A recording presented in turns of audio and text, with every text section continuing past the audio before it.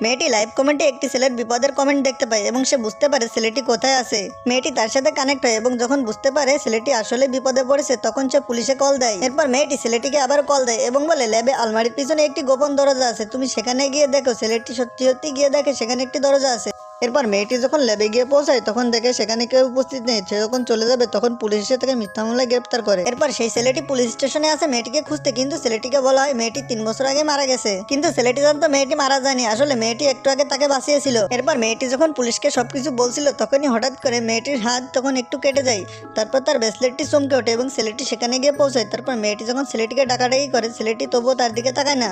এরপর মেয়েটিকে পুলিশ 3 দিনের জন্য জেলে ভরে দেয়। তারপর মেয়েটি যখন 3 দিন পরে জেল থেকে ছাড়া পায় তার বান্ধবীর সাথে দেখা করে। তার বান্ধবী বলে জেলের থেকেও তোমার ওজন বেড়ে গেছে। মেয়েটি তখন অনেক রেগে যায় এবং বলে আমি ওই ছেলেটিকে বাঁচালাম এবং তাকে ডাকাডাকি করলাম, কিন্তু ছেলেটি হাওয়ায় মিলিয়ে গেল। এরপর তার বন্ধু তাকে নিচে নামায় এবং তাকে ভরসা দেয় যে চলো আমরা দুজন মিলে সেই ছেলেটিকে খুঁজে বের করার চেষ্টা করি। মেয়েটি কোনোভাবে রাজি হয় না, কিন্তু তার বন্ধু কান্না শুরু করে দেয়। তার কান্না দেখে মেয়েটি অবশেষে রাজি হয়ে যায়। এরপর মেয়েটি যখন সে অফিসে গিয়ে পৌঁছায় তখনই গার্ড তাকে গাড় ধাক্কা দিয়ে বের করে দেওয়ার কথা বলে। তখনই সে ছেলেটিকে সেখানে দেখা যায়। ছেলেটির সাথে যেতে যেতে মেয়েটির দেখা হয়, কিন্তু ছেলেটি কোনোভাবে মেয়েটিকে চিনতে পারতো না। আসলে এটা 3 বছর আগের কাহিনী ছিল। তারপর মেয়েটি বাইরে যায় এবং তার বান্ধবীকে টেক্সট করে যে ছেলেটি আগেই মারা গেছে।